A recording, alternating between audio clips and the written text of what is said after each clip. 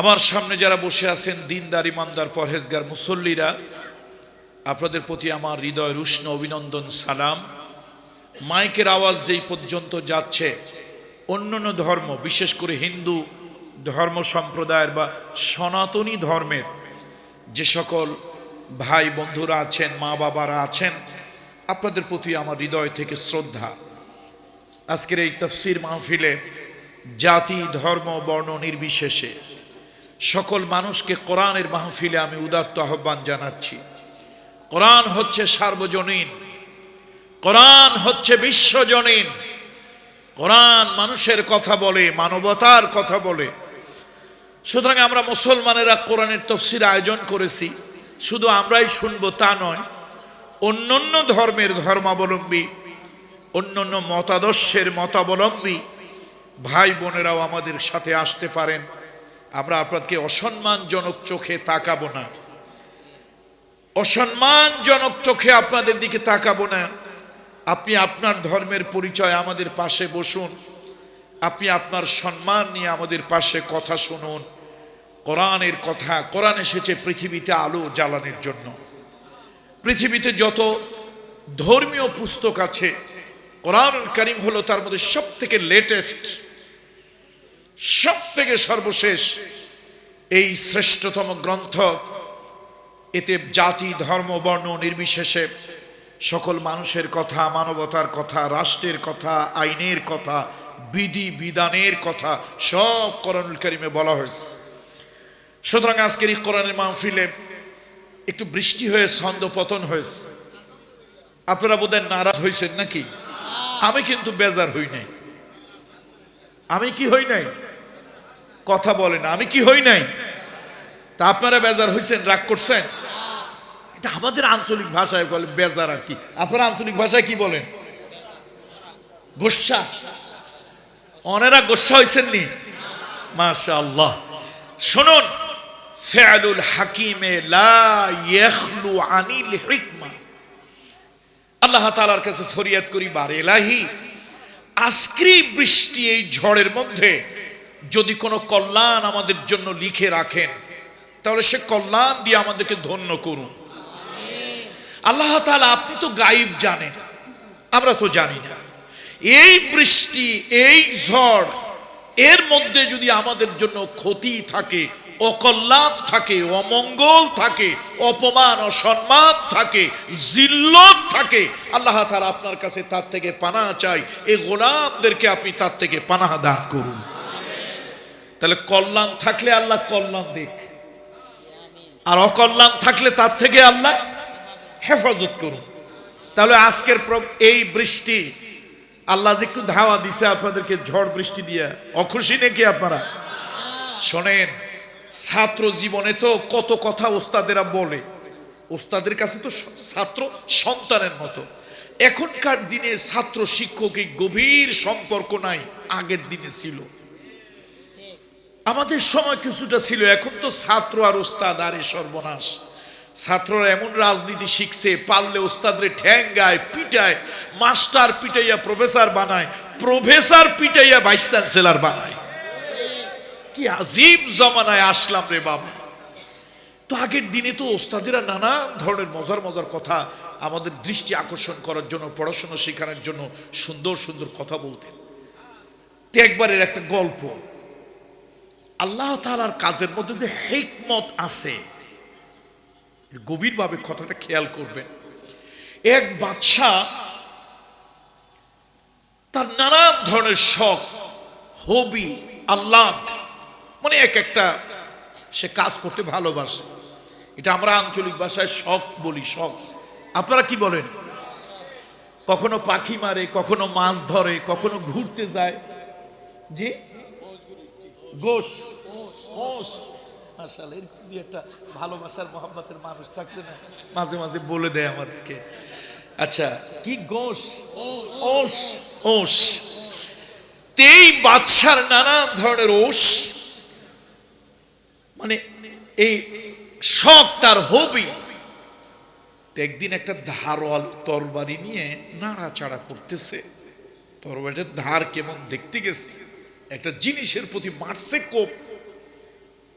অসতর্ক অবস্থায় absent mind হাতের উপরে লাগিয়া দুটি আঙ্গুল জায়গায় কেটে পড়ে গেছে।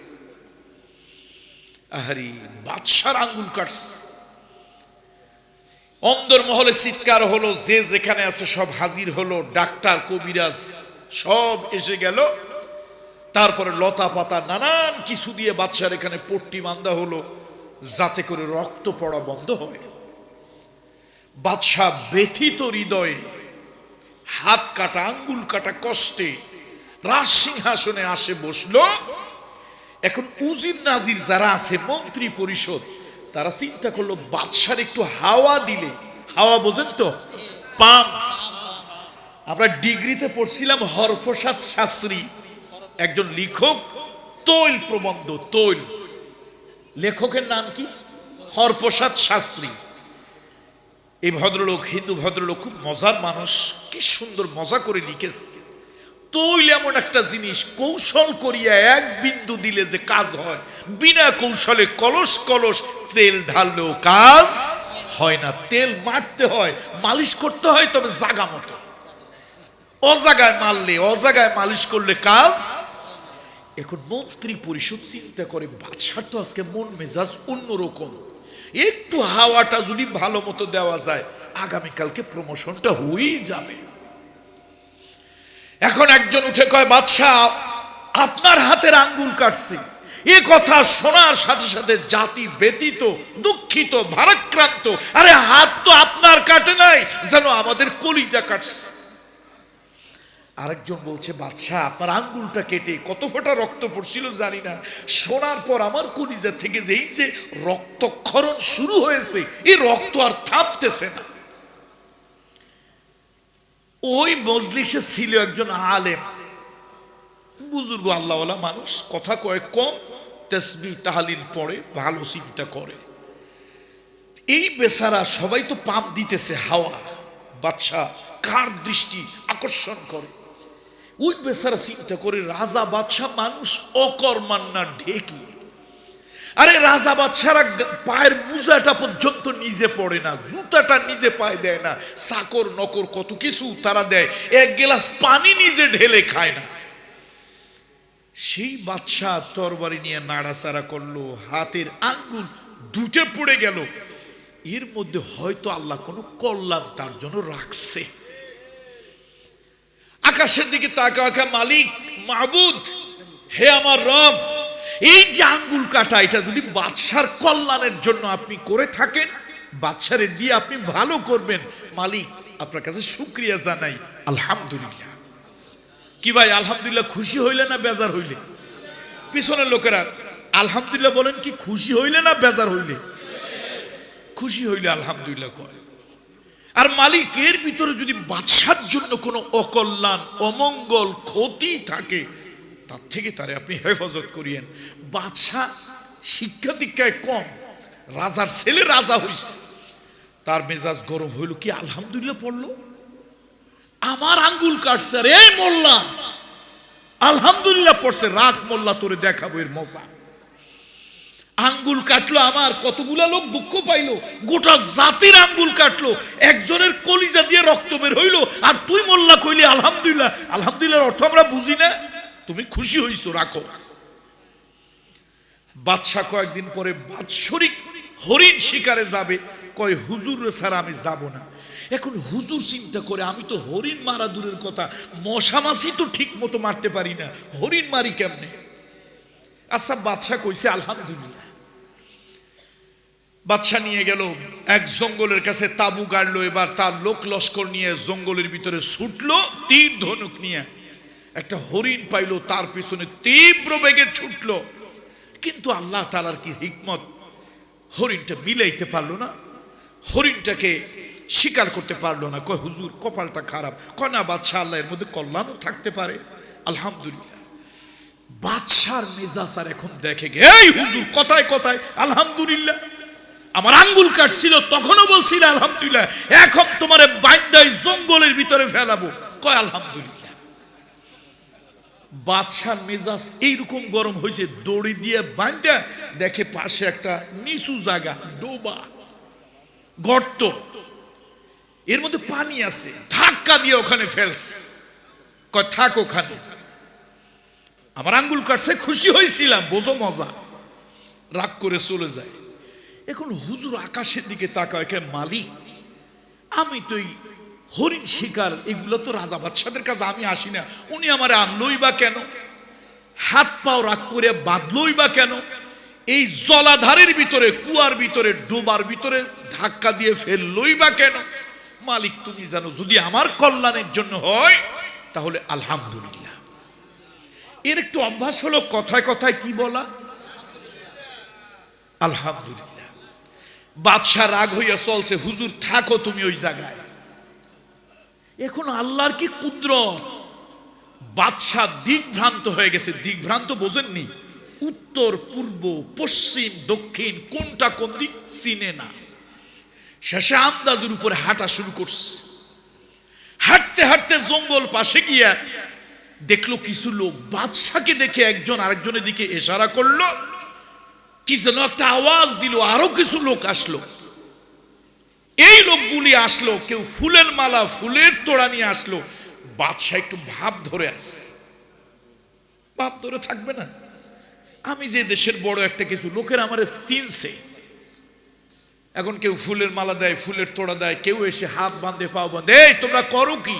কয় করি কি বুঝবা একটু পরে, আমি যে এলাকার বাদশা তা জানো না? কয় রাখো মিয়া, ও রাজা বাদশা ওগুলো পরিচয় দিয়ে আমাদের কোনো দরকার নাই। তারা একটা ধর্মের লোক, কোন ধর্ম এটা আল্লাহ জানে। ওই ধর্মের বিশ্বাস হলো দেশে যদি কোনোদিন দীর্ঘদিন বৃষ্টি না হয়, তাহলে একটা মানুষ বলি দিয়া জবা দিয়া ওই রক্ত যদি দেবতার পায়ের সামনে দেয় তাহলে বৃষ্টি হয়। এটা কোন ধর্ম আল্লাহ জানে, সেই ধর্মের লোকদের এইটা একটা বিশ্বাস। এখন বাদশারে হাত পা বেঁধে কাঁধে করে নিয়ে যাচ্ছে, নিয়ে এক দেবতার সামনে টান টান করে শোয়াইলো। এখন বলি দেবে। বাদশা করে ভাব তো ভালো না, ঠিকই তো বলি দিয়েই ফেলবে, বলি দেওয়া বোঝেননি, এক কোপে কল্লাটারে শেষ। এখন বাদশা করে ভাব টাপ তো ভালো ঠিকই না, ওরা তো ঠিকই আমার বলি দেবে। এখন বুঝায়, ভাই এই বৃষ্টি সৃষ্টিকর্তায় দেয় আল্লাহ, আমরা বলি আল্লাহ, তোমাদের ধর্মে কি বলে তো তা ভাই জানি না, আমার ধর্মে সৃষ্টিকর্তা আল্লাহ, বৃষ্টি আল্লাহ দেয়, আবার খরাও আল্লাহ দেয়, আল্লাহর কাছে চাও। একজন উঠে কয় রাখো মিয়া, তোমার বিশ্বাস তোমার কাছে, আমাদের বিশ্বাস আমাদের কাছে, এগুলো বলে টলে কোনো লাভ নাই। আমাদের লোকেরা বলছে বলি দিতেই হবে। এখন বাদশাকে আল্লাহ যদি দিয়েই ফেলে তা তো আমার জীবন শেষ, ভালো কাজ তো করি নাই। শেষে মৃত্যুকে সামনে রেখে একটু মেডিটেশন, একটু ধ্যান, পিসা হুজুররা কয় মোরাকাবা, এই মৃত্যুকে সামনে রেখে একটু ধ্যান, একটু মোরাকাবা শুরু করলো। আল্লাহকে ডেকে বলছে, আল্লাহ একটু পরেই তো আমি মরে যাব, তো আমি তো আমার জীবনের ডায়েরি খুঁজে দেখলাম আমি তো কোনো ভালো কাজ করি নাই, মানুষটা ভালো না, কাজও ভালো করি নাই। এখন বলি তো আমার যদি দিয়েই ফেলে, কিয়ামতের ময়দানে তোমার কাছে যে উঠবো, আমি কি নিয়ে উঠব? আমার তো ভালো কোনো আমল নাই, তো মালিক তুমি আমারে মাফ করে দিও। আর যদি দয়া করে এই মৃত্যুর বিছান থেকে তুমি আমারে ফিরায় নাও, জানটা কোনো মতে বাঁচায় দাও, তো আমি তোমার সাথে একটা দিলে দিলে ওয়াদা করি, আমি আর কোনোদিন পাপের পথে, গুনার পথে, খারাপ পথে যাব না। কার সাথে ওয়াদা করতেছে? আল্লাহ। আচ্ছা, গোপনে গোপনে দিলে দিলে কথা বললে বোধহয় আল্লাহ শোনে না, শোনেনি? দেখেন আল্লাহর কি কুদরত, দিলে দিলের এই দোয়া মঞ্জুর হয়ে গেছে। এখন একটা লোক আসছে, ওই লোকটা আবার অনেক কিছু জানে টানে, সে এসে বললো, এই তোমরা যে লোকটারে বলি দিবা, দেবতার সামনে রক্ত ছোটাবা, লোকটার খুদ টুত আছে কিনা দেখছো? খুদ বোঝেননি আপনারা? তার অঙ্গহানি আছে কিনা দেখছো? একজন উঠে দেখার দরকার কি মিয়া, পরিচয় দেয় রাজা বাদশা, দেখো না কি নাদুস নুদুস চেহারা, খাইয়া টাইয়া কি পুতুলের মতো হইছে, দেখা লাগবে কি? আর একজন কয়, না ভাই দেখো, বলি দিলাম কিন্তু কাজ হইল না। আচ্ছা আপনারা বলেন তো, বাদশার কোনো খুঁত টুত আসেনি? পিছনের ভাইরা, অঙ্গহানি আসেনি? কি আছে? কি আছে? এই আঙ্গুল নাই দুইটা। এখন লোকজন কয় যাক একটু দেখি, ইনভেস্টিগেশন করি। ও আল্লাহ, প্রথম চান্সই ইনভেস্টিগেশন করা লাগে না, প্রথম দৃষ্টিতেই ধরা পড়ছে আঙ্গুল দুইটা নাই। মেজাজ যে কি গরম হইছে, এতদিন পর যাও একটা লোক পাইলাম, তাও আবার আঙ্গুল নাই। রাগের যন্ত্রণায় অস্থির হইয়া লাথি একটা দিয়ে কয়, ওঠ, তোর দিয়ে কাজ হবে না, ওঠ। বাদশা লাথি খেয়ে কয় আলহামদুলিল্লাহ। কি কইছে ভাই? আল্লাহ, লাথি একটা কেন, আরো 5টা দেখ। আরে লাথি খেলে কি মানুষ মরে? ও মালিক, মালিক, হে আমার রব, এই আঙ্গুল কাটছিল পরে আমি কত অসন্তুষ্ট হইছিলাম, কত লোকে আমারে পাম দিছিল, খালি ওই হুজুর বেটায় আমারে কইছিল আল্লাহ যদি এর মধ্যে কোনো কল্যাণ লিখে রাখে আলহামদুলিল্লাহ। ও মালিক, আমি বুঝি নাই লাঠির 2টা 5টা যাই দেখ, তুমি আমার কল্যাণের জন্য করছো, ওই হুজুরের কথাই রাইট, আলহামদুলিল্লাহ। এখন বাদশার আকলের গোড়ায় পানি গেছে। চিন্তা করলো, ওয়াদা তো একটা আল্লাহর সাথে করছি, যদি আল্লাহ বাঁচায় দেয়, আমি তো মরে গেছিলাম, যদি আল্লাহ বাঁচায় দেয় তো একটা ওয়াদা দিলে দিলে আল্লাহর সাথে হয়েছে, আর নামাজ ছাড়বো না, খারাপ পথে আর।